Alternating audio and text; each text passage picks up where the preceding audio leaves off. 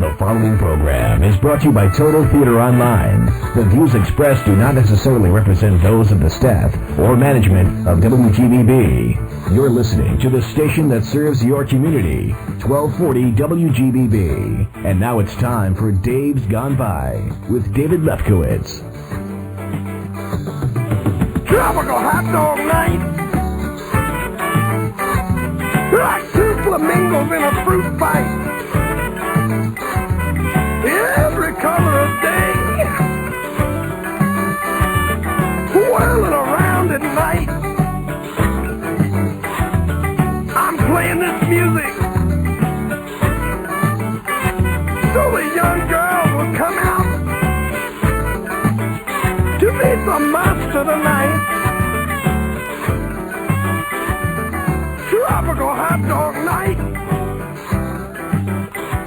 Like two flamingos in a fruit fight. I don't want to know about wrong or right. I don't want to know. I'm anywhere tonight. Tropical hot dog night. Like two flamingos in a fruit fight.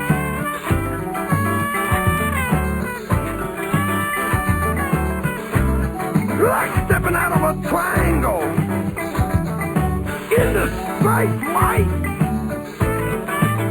Well, hi everybody. I'm David Lefkowitz, and welcome to Dave's Gone By. It's a brand new show on WGBB. I hope you like it. It's going to be something a little different. It's going to be something that pops the peas a little bit in the microphone, something that rattles the table, something that I don't think it will break a few things, but the idea is just to have something a little bit different from everything else on the AM and FM dial. Well, not 100% different. There are some shows, I guess, that you could say were influences on what we're trying to do here, like Incorrect Music, or Dr. Demento, or Idiot's Delight, or Glenn Jones on radio station WFMU. It's a mix of all that, of comedy, talk, music, weird stuff, fun stuff. I hope you listen in. I hope you like it. Why am I doing it? Because I love radio. I have pretty much all my life. I like the variety. I like the intimacy, the sharing of music and thoughts. And as I said, the show is a mix of everything. It may fall into a pattern at some point, but I'm going to try and keep it fairly loose and fairly free, hopefully with a lot of the emphasis on humor.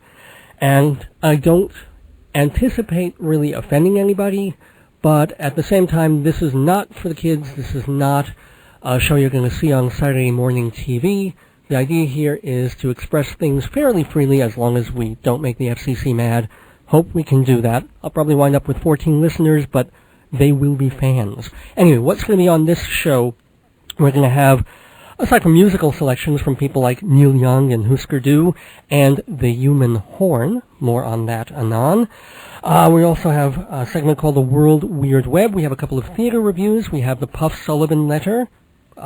Lots of different things. Anyway, let's go right to our first segment, which is called News Gone By, kind of apropos for Dave's Gone By.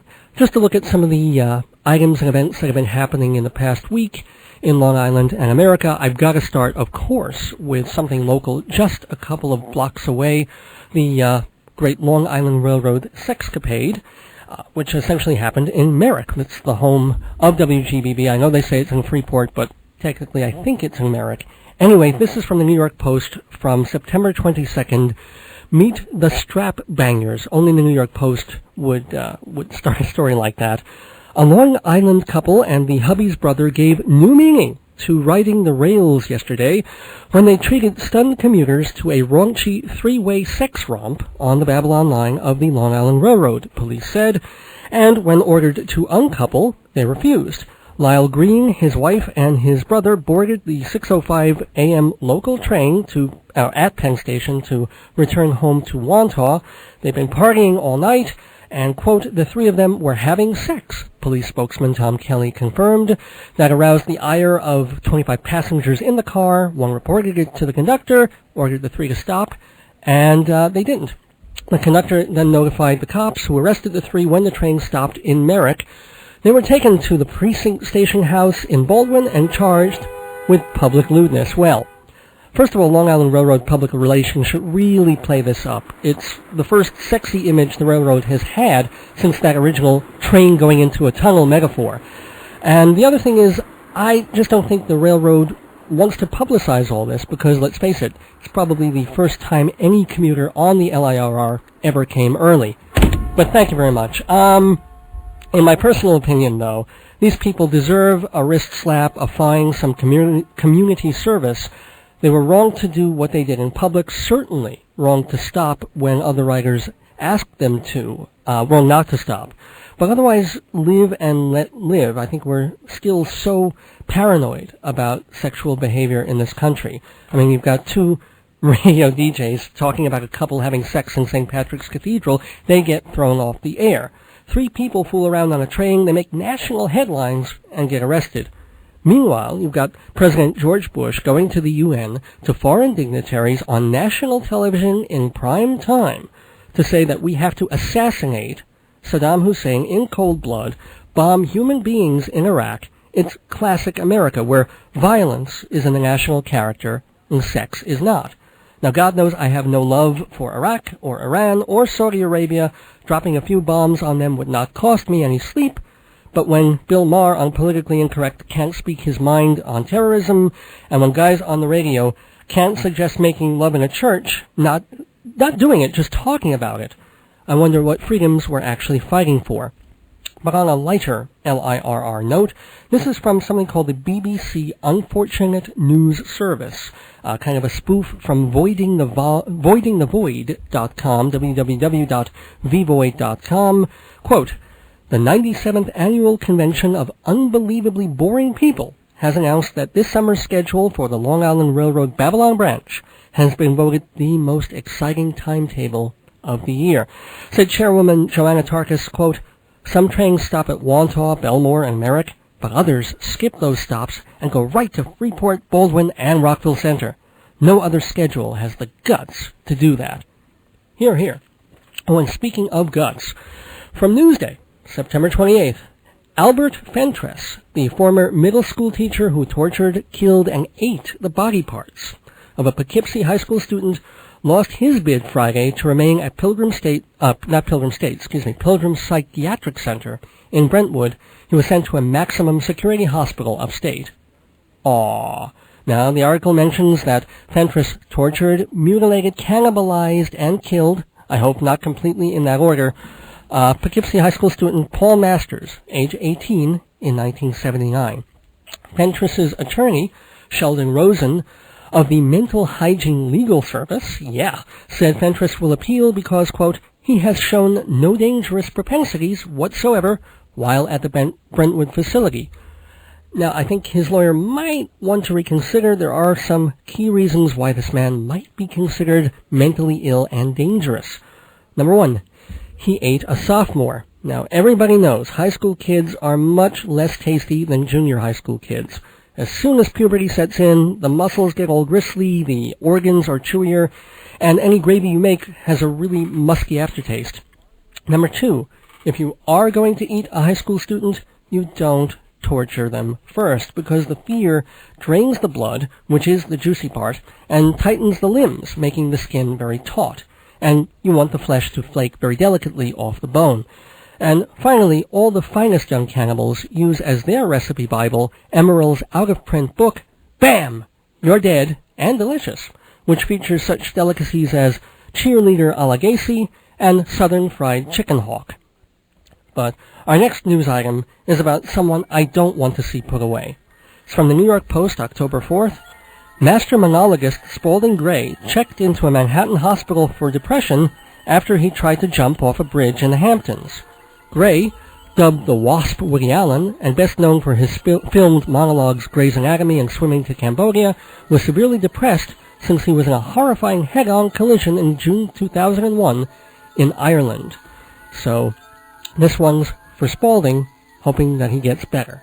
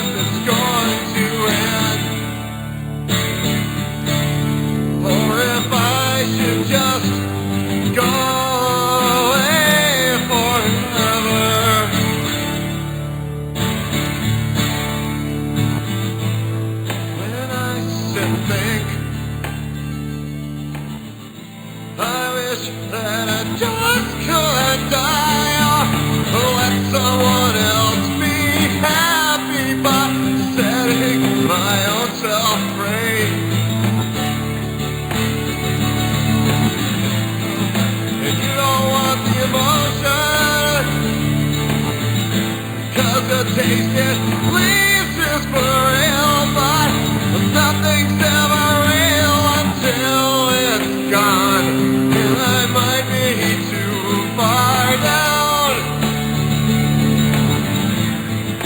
Is this just another thrown away, or is this the end of the whole stupid road? But you wouldn't want to know how I feel anyway, 'cause the darkest hole is at the end of the road.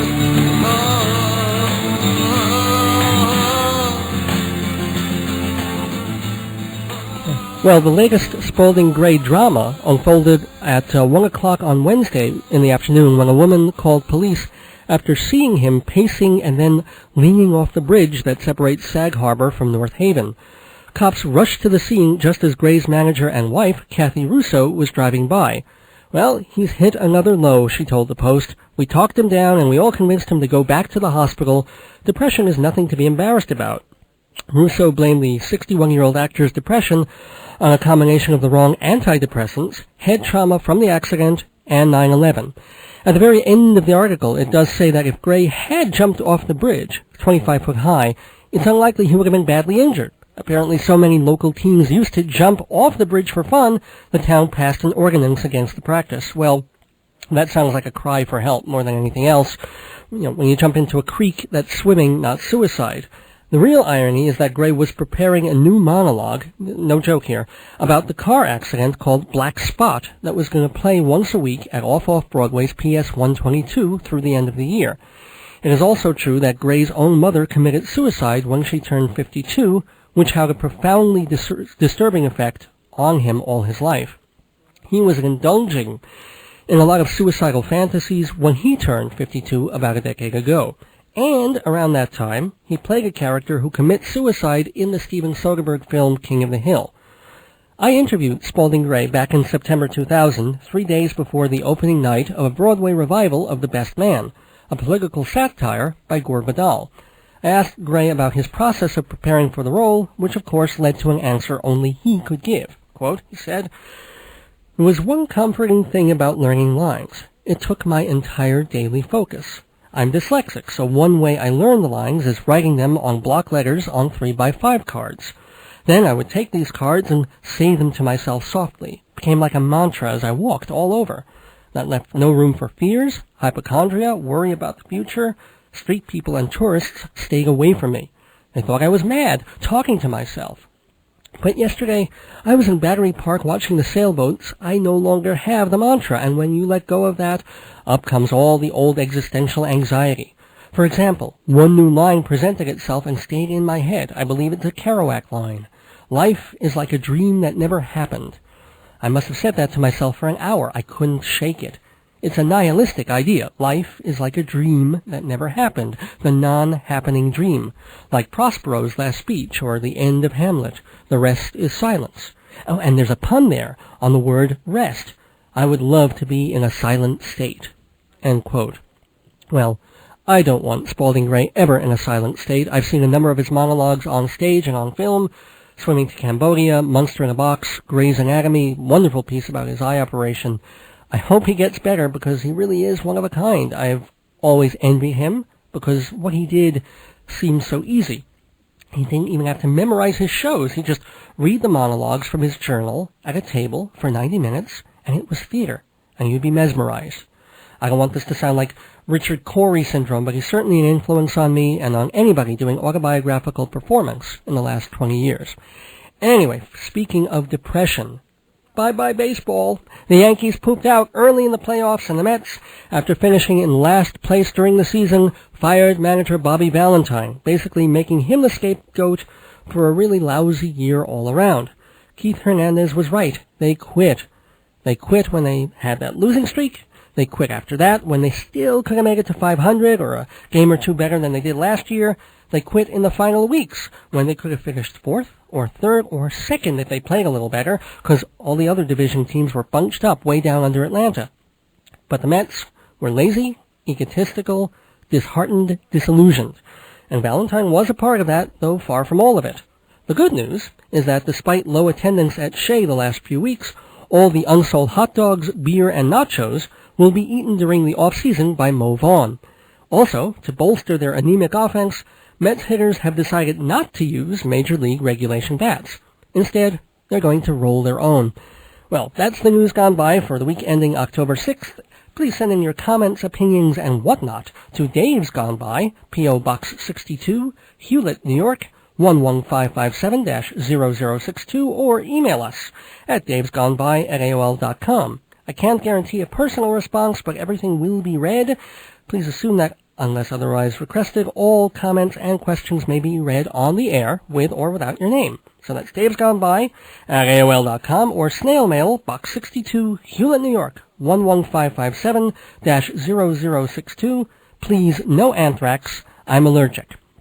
Anyway, want to wish a happy birthday here to Joan Rivers, a fine comedian, or at least certainly she was in her pre-wholesale shopping network, pre-red carpet prime. And her birthday comes this week on October 12th, 1935. Rather interesting, same exact day and date as Luciano Pavarotti. So here's a clip from her album, What Becomes a Semi-Legend Most, Miss Joan Rivers. See, because California, you're from California? That's where we can talk, New York, yeah. How long are you living out here? 5 years. I'm living here, God, 9 years. I miss it. You know why I like New York? It was tough. The city was tough. The Statue of Liberty carried a gun. I was so impressed. Oh, yes. I lived in an apartment building. In the basement, we had a washer-dryer with a rape cycle. Oh, yes. It was a tough city. You'd walk out, you see a cop frisking a horse. And the women are tough. See, here in California, the women are too late. They're too, the women in California are too, they get scared, you know? A guy flashes you, they go to pieces. He's flashing. New York, a guy flashes you, you took your embroidery hoop, you played ring toss.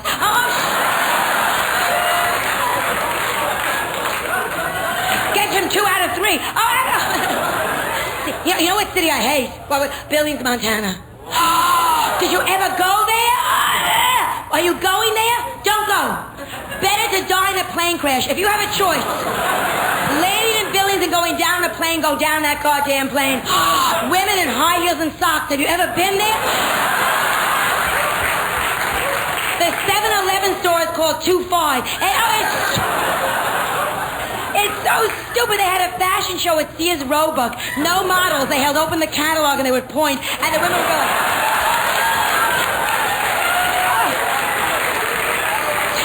and I come on the stage, and you want to be good, even though it's Billings, Montana, you want to be hot. I come on the stage, and I look down where you're sitting. There was a woman nursing a child. I thought, look at this group. Well, so what? You find that normal? You find that normal to have a woman walk into a nightclub and nurse a child? Who would you watch? Me or the nursing mother? Who would you watch? Kid was 14 years old. Who would you watch?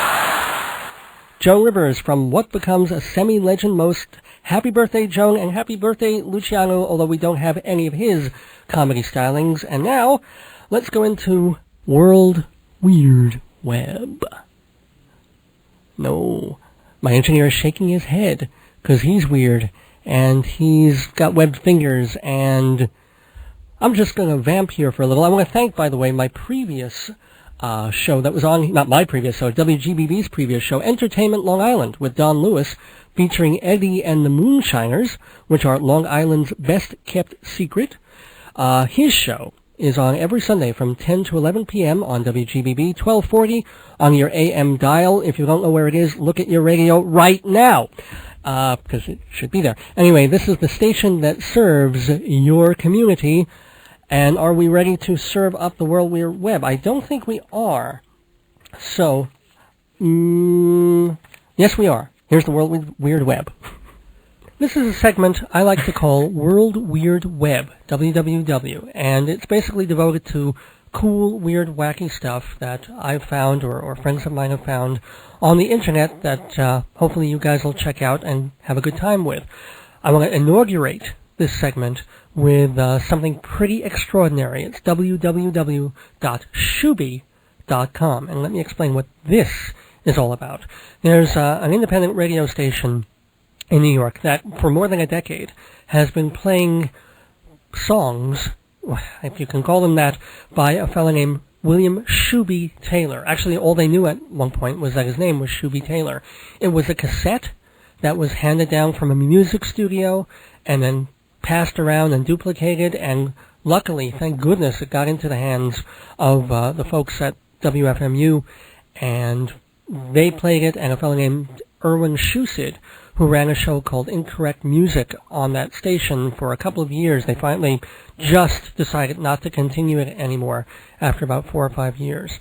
But he basically promoted the music of this man, which is scat singing, but it isn't Ella Fitzgerald. It's not Nat King Cole or anything like that. This is a man who devised his own way of scat, which, well, it is so indescribable that all I'm going to do is play a cut of it.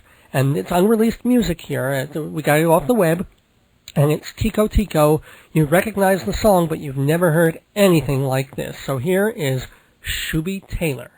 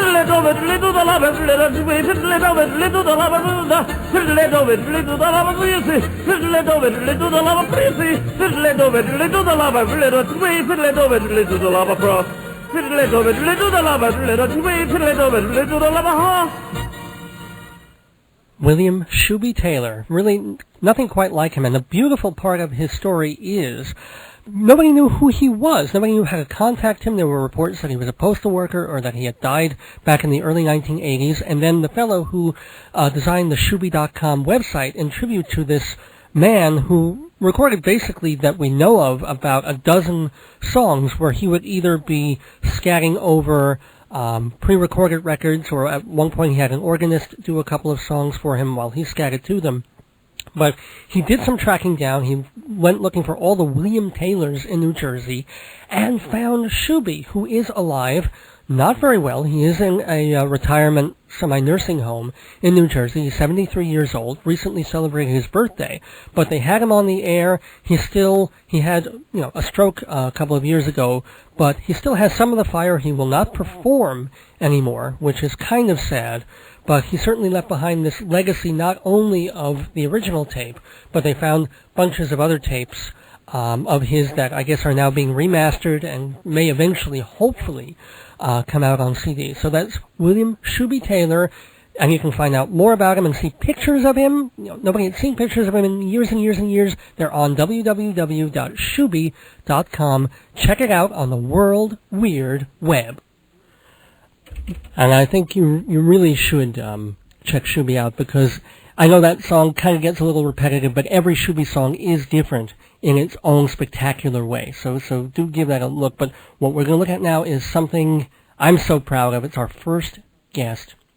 I'm just so proud. I have Rabbi Solomon with us, and I'm not even going to say anything about him. I'm just going to let his presence fill your radios with joy.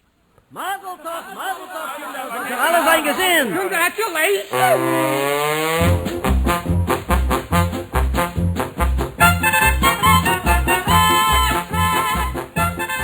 Shalom, Shalom Uvracha. I'm Rabbi Solomon from Temple Sons of Bitches in Great Neck, New York. A special hello to my congregation, the Couples Club, the Kiddush Club, the Staten Island Mortuary Club, and to all listeners of all faiths. First, I would like to say how grateful I am to David Lefkowitz for having me on to inaugurate his wonderful show. I think it's a great thing for Long Island, a great thing for the radio station. I'm still not sure if it's good for the Jews, but we'll see. I'm especially glad to be here on the first program because the timing is so auspicious. Just a week ago was the holiday Simchas Torah, where Jews celebrate receiving the Bible directly from God. All year, every week in the synagogue, Jews read a small section of the Torah, week by week, until they finish the whole book, all 5 books. Then, since the Jews are never satisfied with their accomplishments, they start all over again. And this is the week they begin again from Genesis chapter 1, verse 1. In the beginning, God created the heavens and the earth. He should have stopped right there, but no, he had to go and create the rest of it. So we had animals and plant life and mosquitoes and Adam and, God help us, Eve, then Cain and Abel. Then Cain kills Abel, goes off to the land of Nod and finds a wife who must have been his sister, since the only other 2 people in the world at this point are his parents. Anyway, after that, everybody has a lot of kids.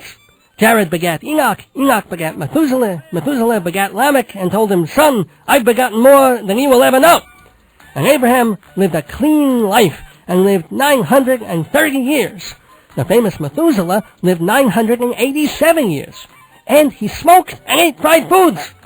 And then Noah was born.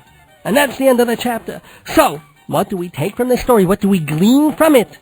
Well, if you're a man, don't kill, don't sin, and when God tells you something, pay attention. And if you're a woman, don't talk to snakes, don't marry a brother, and don't play hard to beget. And speaking of women, as many of you might know, October is National Breast Cancer Awareness Month. The sponsors of Breast Cancer Awareness Month, or as I like to call them, Boob Watch, estimate that this year more than 200,000 new cases of breast cancer are expected to hit women in America. And it's my personal guess that 190,000 will be in Long Island alone. We're all living in a swamp.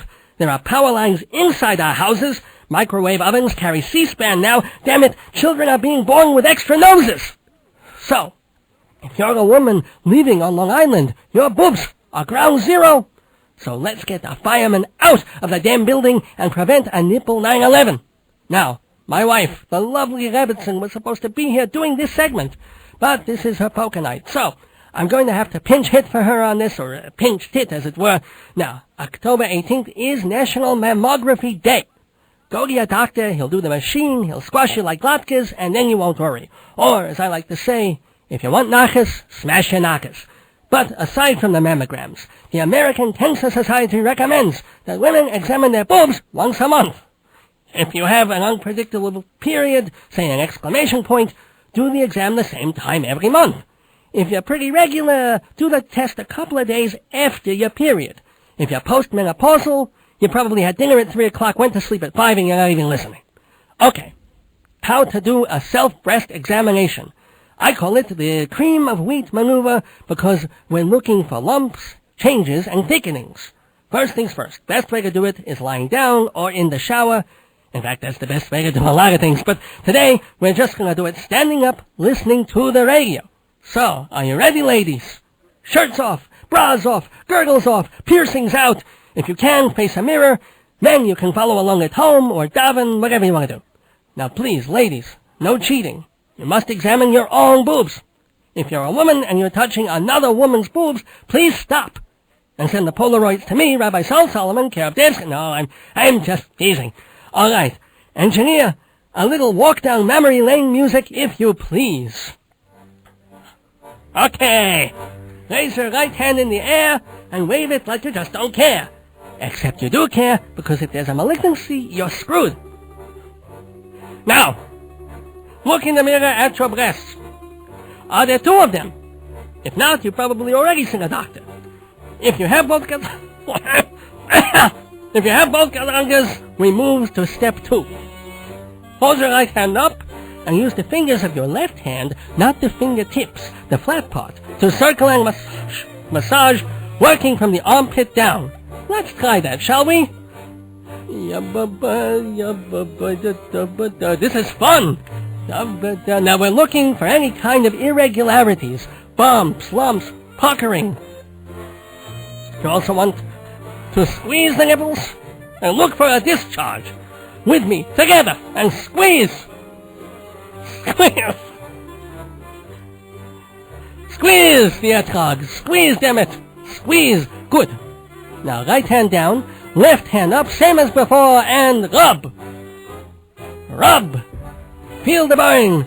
Apply light pressure, then heavier pressure, then more pressure still, and squeeze. And squeeze. And squeeze the etrog. Squeeze. All right. Very good, very good. Now, we're going to loosen up a little.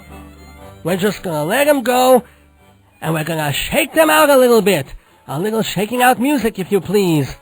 We're going to give them a good bounce. Yeah. Shake like a lulav in a hurricane. Very good. Now, if you found anything unusual in or on or around or under or over or next door to your boobs, please go to your doctor. Chances are more than likely it's benign. Of course, we'll have to do a horrible, painful biopsy to tell you this, but hey, for peace of mind, it's worth it. And men, although it's very rare, males can develop something called gynecomastia, a non-cancerous breast disease that still needs to be treated. Here's a little poem about it. There was a young rabbi from Brest who found a small lump in his chest. It turned out benign. In fact, he was fine, except for the trousers he messed. Well, I see by the old sandal on the console that it's time to turn things back over to Dave. I want to wish you all a terrific and healthy week. Be tolerant of your neighbors and be good to yourself. On behalf of myself, my dear wife Miriam Libby, and our children, Nehemiah, Josiah, Shlomi, Chana, Rivki, Yehuda, Moish, Yechezkel, Baruch, Avigdor, Yisrael, Hepzibah, Shaul, Eliza, Shimon, Gedalia, Naphtali, and Fred, by my first marriage. This is Rabbi Sal Solomon saying, Shalom Uvracha, from every one of me to every one of you.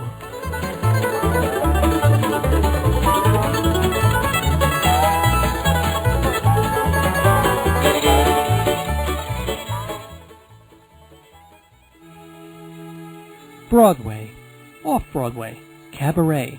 These are magical words conjuring up a universe of great entertainment.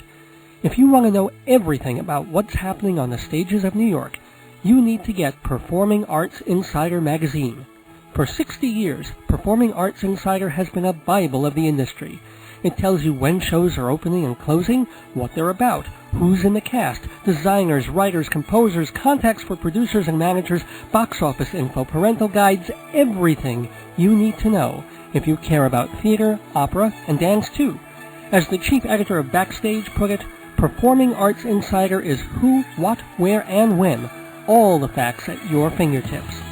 For more information, how to subscribe or get a sample issue, call 516-295-1511 or go to www.totaltheater.com and click on Performing Arts Insider.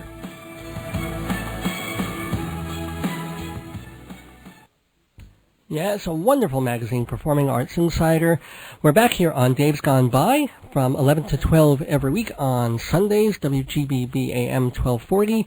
And I want to thank very much my special guest, Rabbi Sal Solomon. Remember, we'll give the address for hate mail later. But now, something a little more toned down, and it's our cultural segment, Dave's Gone Cultural. And we're going to be talking about some off-Broadway plays, but first, a book I read, a book that took me about 6 weeks to read, and I did try to read it rather quickly, but it was nearly 800 pages long, but I gobbled down pretty much every word of it. It's a book called Shakey, the pretty much authorized biography of Neil Young by Jimmy McDonough. Now, however long it took me to read the book, it took him 4 zillion times as long to write it himself. He pursued Neil Young and his management for about 2 years just to be able to get clearance to talk to Young and to do the book.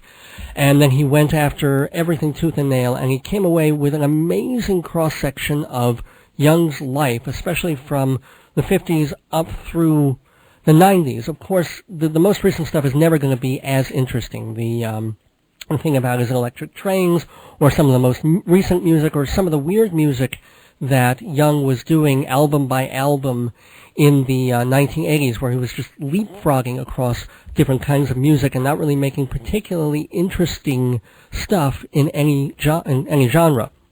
But boy, when Young was doing the incredible stuff, like Everybody Knows This Is Nowhere, and After the Gold Rush and Harvest, up through the truly amazing times of Time Fades Away and, oh gosh, I am forgetting Tonight's the Night, certainly one of the greatest rock albums ever made. And boy, page after page of detail of just how messed up the band was, how these people could be so stoned and be so out of it on their feet, and yet make amazing music that was not slick, and yet fantastic rock and roll. And still, it's rather funny. Certainly there's a big section of the book about Danny Whitten and Bruce Berry. One is a musician and the other was a roadie, both of whom died from overdoses. And to hear them say that they weren't junkies until, well, then they went overboard and then they took too much and couldn't handle it, while all of them, everyone in the band, Young included, was just totally blitzed out, be it first on mostly pot and booze, and then later on when they were doing the On the Beach album, something called Honey Slides, which you can read about, and then towards the Rust Never Sleeps era, it was all cocaine.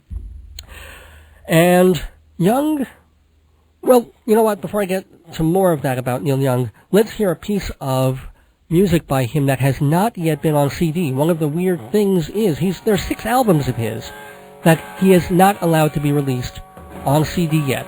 Here's a song from one of them.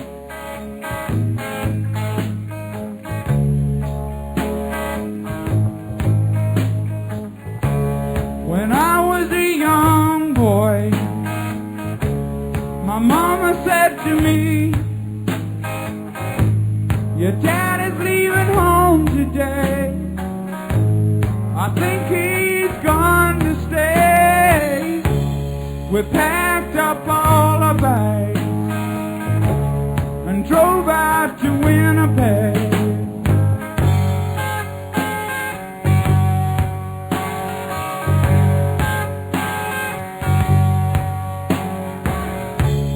When we got to Winnipeg, I checked into school. I wore white bucks on my feet when I learned the golden rule.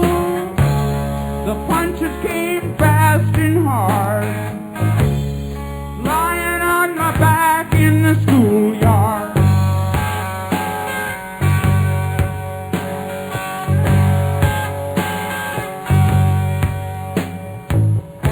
Don't be denied, don't be denied, don't be denied, don't be denied, don't be denied, don't be denied.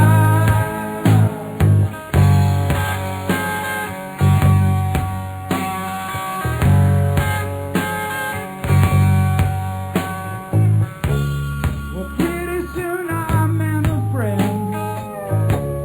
He played guitar. We used to sit on the steps at school and dream of being stars. We started a band. We played all night.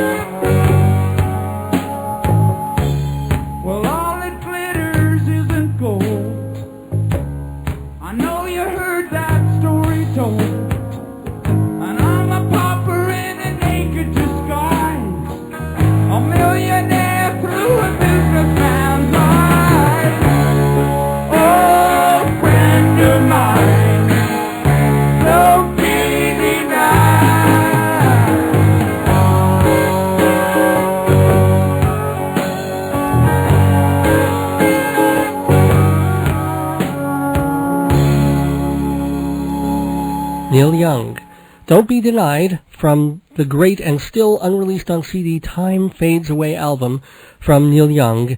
And the book tries to explain why this man, who could make even more millions of dollars than he already has, hasn't released some of his greatest work on CD, including Time Fades Away, On the Beach, the rather lousy soundtrack album Journey Through the Past, plus some good stuff here and there on Reactor, Trangs, and Hawks and Doves. It's just Young has to do things always his way.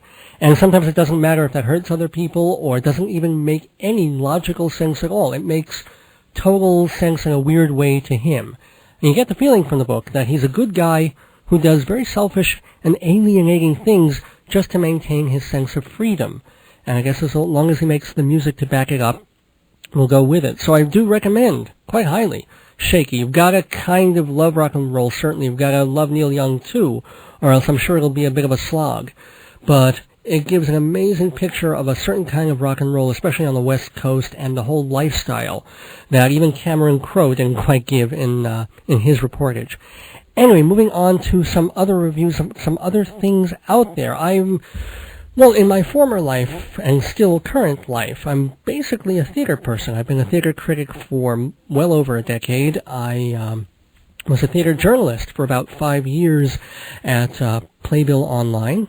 And now I am still a theater critic and still an inveterate theater goer, although I don't quite go as often as I used to.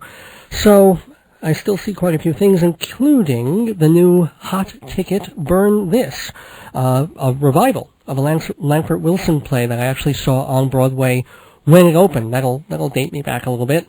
The cast of the revival is Edward Norton playing Pale and Catherine Keener as Anna, with Ty Burrell and Dallas Roberts also in the show. Now understand, when I saw this originally on Broadway, John Malkovich and Joan Allen starred. Now, Malkovich was a force of nature. He came on that stage, and the stage was on fire. Maybe he was singing or chewing, but nobody does it like him. Problem was, it threw the play out of whack, because here's this guy, he's a real jerk. He's kind of dangerous and impossible and wild, or seemingly so. And here's this woman, she's a dancer, she's grieving for a roommate who was killed, a gay roommate who was killed in an accident. She has this nice, very good, basically perfect boyfriend, and she falls in bed with this wild guy. And in the Malkovich version, you're just like, okay, this guy's fascinating, but what does she see in him? In this version, you kind of see a little more of how those two could get together, because Edward Norton is a jokier, a little greasier, but a younger, cuter kind of Pale. That's the name of the character, Pale, based on very VSOP or VFOP. Anyway, the only problem is when you don't have the stage on fire anymore, the play, which is a little over 3 hours long, really kind of drags a bit. It's not that interesting a romance. And what Langford Wilson has tried to do is he's got this whole melodramatic, comic, tragic love, well, not even tragic, but comic melodrama triangle going on. And then he's laying over that this tragedy of this dead roommate, who, by the way, this was written still when AIDS was very much in the public consciousness, but he left AIDS completely out of it. The roommate dies in a boating accident. So you can overlay the tragedy there, and everybody can sort of think, well, this is about losing a friend, except he couldn't be more than a friend to her because he was gay and she's not, and it just, the two overlays just don't fit. And yet, by the way, the show is now a big hit. Apparently it got this rave in the New York Times, and I just don't get it. It's certainly not a wasted evening, but it takes 3 hours not really to say anything. And for me, that's a bit of a problem. Anyway, I did mention that I don't go to the theater as much as I used to, but I was lucky this weekend. I did one of those triple-deckers that critics love to do. I saw a 2 o'clock matinee, a 5 o'clock mid-matinee, and an 8 o'clock show. Squeezed them all in, took cabs, took railroads, managed it rather well, I think. Opened the day with Little Ham, a musical based on Langston Hughes' play, which is playing at the John Houseman Theater at 450 West 42nd Street. It's kind of a farcical plot, but there's always the borderline of something could go really, really wrong, because it's about all these people in Harlem trying to live their lives. They make a little money by running numbers, but then these white gangsters come in and they want to control the town and basically be a bit violent. But it's really pretty comic all the way through. It actually gets more farcical in the second act than the first. Music is bouncy, pretty much standard jump and jive, jazzy stuff. Best sequences in the middle of Act 2, where the numbers runners, the nice guys, use an outlandish plot to outwit the gangsters. It's a fun show. I'm not overwhelmed by it, but the casting is pretty much spot on, and do watch for Andre Garner, who plays the title character, Little Ham.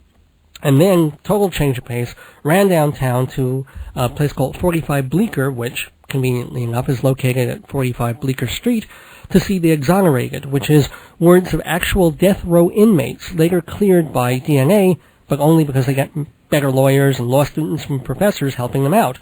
Otherwise, these people would still be suffering in prison or worse. One fellow, who was arrested 2.5 hours after finding both his parents dead with their throats cut, was branded a depraved homosexual, and what they did to him in prison shouldn't even happen to Jonathan Lind. So, and remember, this guy was innocent. So all these people that were being played by people like Richard Dreyfuss and Joe Clayburgh and some other lesser-known actors are real. And it was a pretty powerful show, although these things which are read, they're just reading from scripts, kind of like the vagina monologues and other plays like that. So it gets a little tedious after a while, but when the show's over, at least at this particular performance, they brought up the real victims, the real people who spent all those years in prisons, and that was quite a moment. So that's recommended. Also recommended with a caution is something called The Odyssey, Belly of the Beast, which is playing at the Clark Studio Theater in the Lincoln Center complex. This is a storyteller whose name is Odds Bodkin. I hope that's not his real name. And he's doing a series of storytelling nights, part of a series he calls Art of the Tale. So there's another night he does Halloween ghost stories, another he does things for the winter and Christmas and Hanukkah, another is for children, another is love stories. And all he does, he's got a guitar and a microphone and his own vocal sound effects. So I saw The Odyssey, which is quite effective, especially the Cyclops story, where the monster has both human traits but also an evil monster side. And the way the Odysseus and the Greek soldiers get revenge and bust out of the cave, it definitely holds you. One big caveat, he really turns the microphone up quite loud. So it's a small theater, and there's no reason for it. He needs the mic to do some of the vocal sound effects, but it does not need to be that blaring. And it takes away some of the intimacy, and it also takes away just some of the pleasure of watching a storyteller work his craft. So I hope they tone that down for the rest of the run. And if they do, certainly The Odyssey is worth seeing, and probably some of his other stories are as well. Anyway, those are some of the things I've seen. Hopefully we'll be seeing more over the week ahead, and we'll tell you about them as well. If you're a big fan of Dave's Gone By, and I know I am, why not join the Bystanders, the official Dave's Gone By fan club? Because you can receive a bi-monthly newsletter devoted to the show, get a weekly special email, an autographed membership card, eligible for discounts on show merchandise and local businesses, receive a 1-hour best-of audio tape, including favorite moments from the show, and maybe even some stuff we couldn't put on the radio. All this for just $10 for the newsletter, the discounts, the email, and the collector's item audio tape. It's a great deal. And if you join before December 31st, 2002, we'll throw in a signed picture of the host. Just make a $10 check or money order payable to Total Theater and send it to Total Theater Radio, P.O. Box 62, that's 62, Hewlett, New York, Hewlett, New York, 11557-0062. For more information about the fan club, email us at davesgoneby@aol.com. Well, I mentioned birthdays before this week. We had Joan Rivers and Luciano Pavarotti. We've also got, rather sad birthday, John Lennon. Would have been 62 on October 9th. He was born in 1940. And so we're going to play one of my favorite Lennon songs, the beautiful Across the Universe.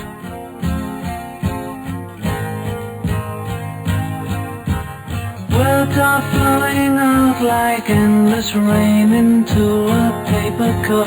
They slither wildly as they slip away across the universe. Pools of sorrow, waves of joy are drifting through my opened mind, possessing and caressing me. Shakuru.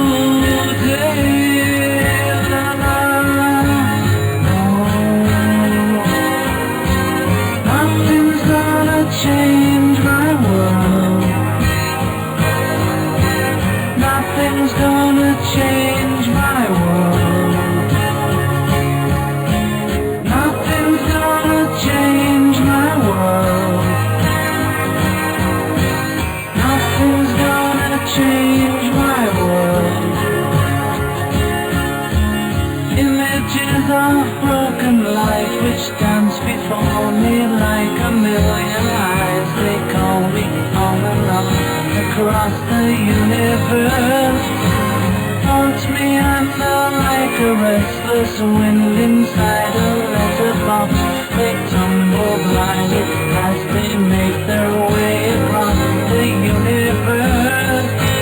Jackaroo days are nothing's gonna change my world. Nothing's gonna change my world. Nothing's gonna change my world. Nothing's gonna change my world. Sounds of laughter, shades of earth are ringing through my open ears, inciting and inviting me. Limitless undying love which shines around me like a million suns. It calls me on and on across the universe. Jackaroo days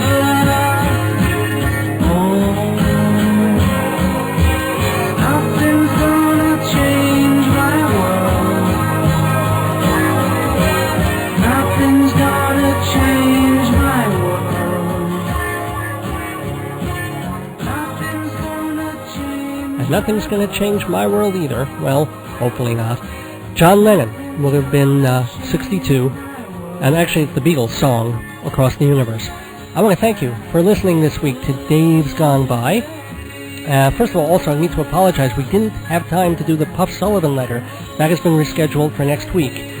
If you want a playlist for the music on this show, you can find that on our website, hometown.aol.com/Dave's Gone By, no apostrophe. We'll be posting that tomorrow afternoon, so give us a few hours to get that up there.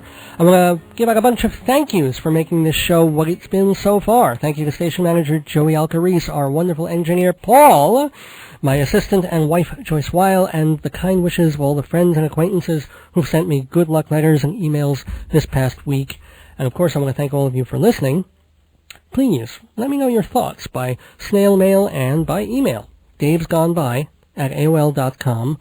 Please tune in next Sunday, same bat time, same bat station. Please have a great week, and don't miss it while it's going by. I'm David Lefkowitz. I want to wish you a good night. I wish you a good morning, and gone by.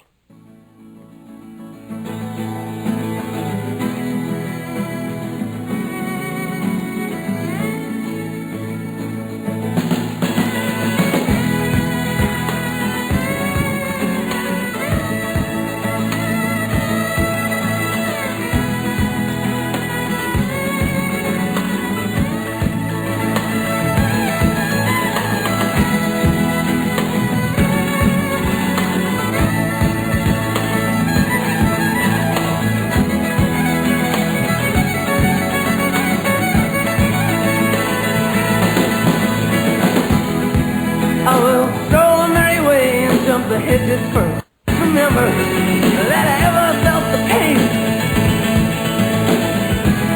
You've been listening to Dave's Gone By with David Lefkowitz on 1240 WGBB, the station that serves your community.